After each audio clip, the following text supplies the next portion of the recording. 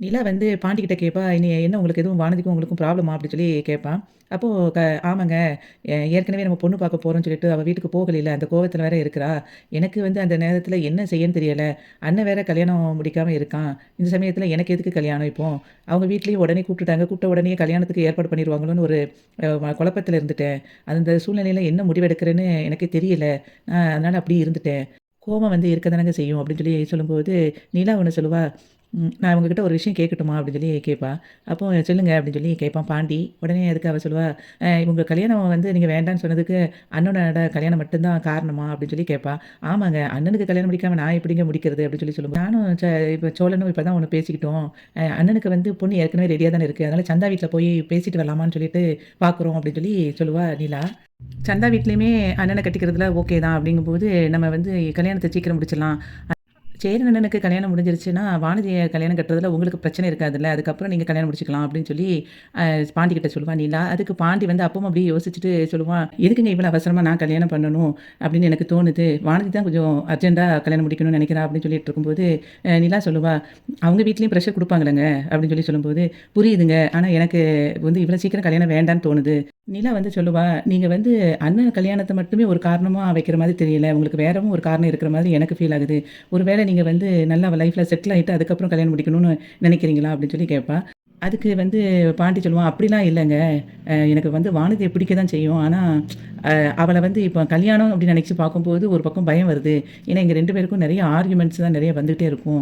அதனால கொஞ்சம் 2 பேருக்கும் அண்டர்ஸ்டாண்டிங் வந்த பிறகு, அதுக்கப்புறம் கல்யாணம் முடிக்கலாமேன்னு சொல்லி பார்க்குறேன்." சொல்லுவான், "நான் இப்ப தான் கடைய லீஸுக்கும் எடுத்திருக்கேன். இந்த நேரத்தில திரும்பியும் வந்து இந்த பிரச்சனைய மனசுக்குள்ள ஓட்டிக்கிட்டே இருந்துட்டு நான் கல்யாணம் முடிச்சா நல்லா இருக்காதுன்னு நினைக்கிறேன்.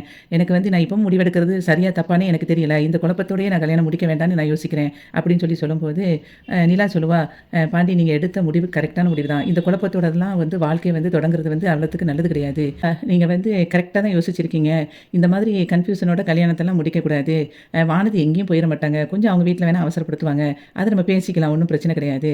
அப்படின்னு சொல்லும்போது, "நானும் அத தாங்க யோசிச்சேன்." அப்படின்னு சொல்லி பாண்டி சொல்லுவான். அப்பவும் வந்து நிலா சொல்லுவா, "நீங்க கரெக்ட்டா தான் யோசிச்சிருக்கீங்க. உங்களுக்கு என்ன இப்ப வயசாயிருச்சு. வந்து வானதியும் இப்ப படிச்சுட்டு தான் இருக்கா. அதனால நீங்க பொறுமையா நல்லா புரிஞ்சு உங்க 2 பேத்துக்குள்ள நல்ல அண்டர்ஸ்டாண்டிங் வந்த பிறகு நீங்க வந்து கல்யாணத்த முடிங்க. அதுதான் உங்க லைஃப்‌க்கு நல்லது." அப்படின்னு சொல்லிட்டு நிலா சொல்லுவா. பாண்டி வந்து உட்காந்து யோசிப்பான் நிலா சொன்னத.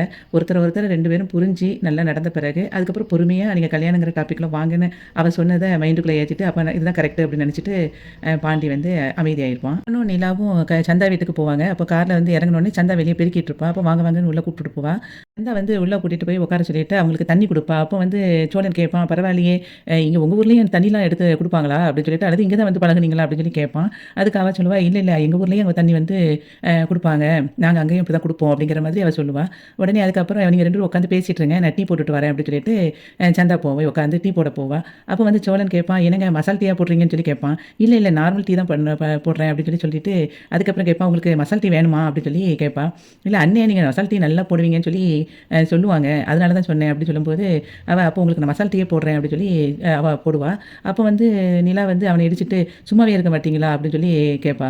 அதுக்கு வந்து சோழன் சொல்லுவான், "ஏங்க நீங்க மசால் டீ குடிச்சிருக்கீங்களா?" அப்படின்னு சொல்லி கேட்பான். அதுக்கு "இல்ல" அப்படின்னு சொல்லி நிலா சொல்லுவா.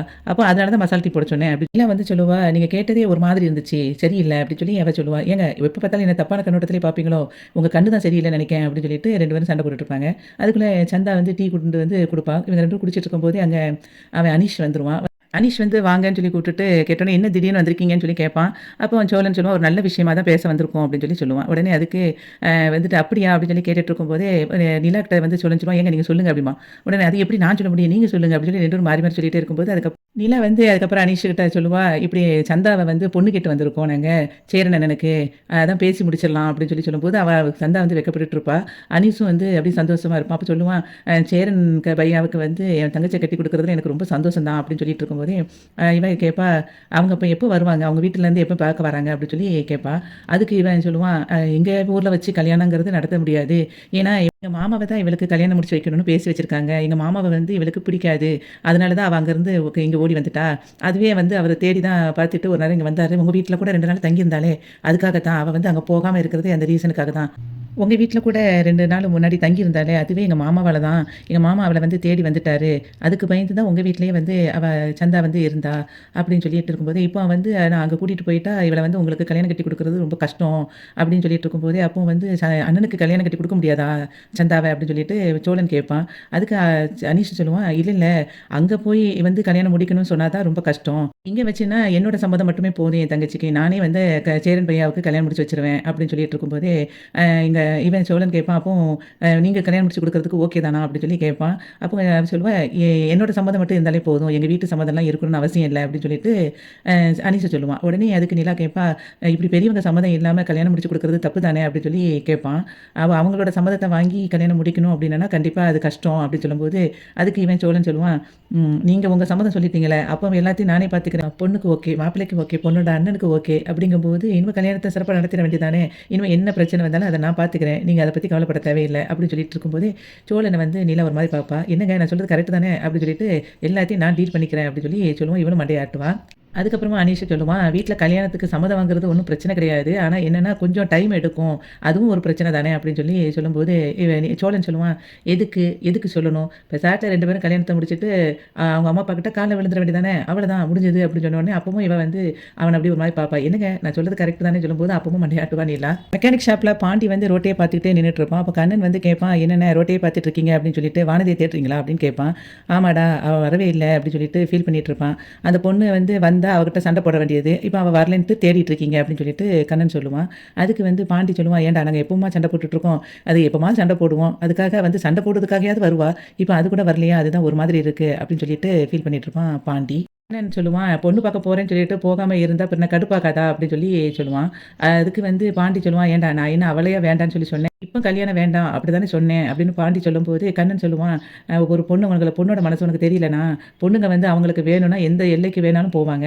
அதே இது வேண்டான்னு சொன்னா திரும்பி கூட பார்க்க மாட்டாங்க." அப்படி சொல்லி சொல்லிட்டு இருக்கும்போது, "ஏன்டா இப்படி பேசுற? பயம் காட்டிக்கிட்டு இருக்க?" அப்படின்னு சொல்லி இவன் பாண்டி சொல்லுவான். "ஆமாண்ணே, உங்கள வந்து வேணும்னு சொல்லும்போது அவங்க வீட்ல வந்து வேண்டான்னு சொல்லிட்டு இருந்தாங்க. ஆனா, இப்ப அவங்க வீட்ல ஓகே சொல்லி உங்கள பொண்ணு பார்க்க வர சொன்ன பிறகு, நீங்க போகலன்னு சொல்லி சொன்னோனே, அவளுக்கு கடுப்பாக தானே செய்யும்." அப்படின்னு சொல்லும்போது, இவன் சொல்லுவான், "அத பாண்டி, ஏன்டா அவ இங்கேருந்து வந்து சண்டை போட்டுட்டு இருக்கும்போதெல்லாம், உங்களுக்கு நீங்க எப்படிதான் கஷ்டப்பட போறீங்களோ தெரியல." அப்படின்னு என்கிட்ட சொல்லிட்டு, அவகிட்ட போய் பாண்டிலாம் ஒரு ஆளு, அப்படி தான்டா பேசுவ.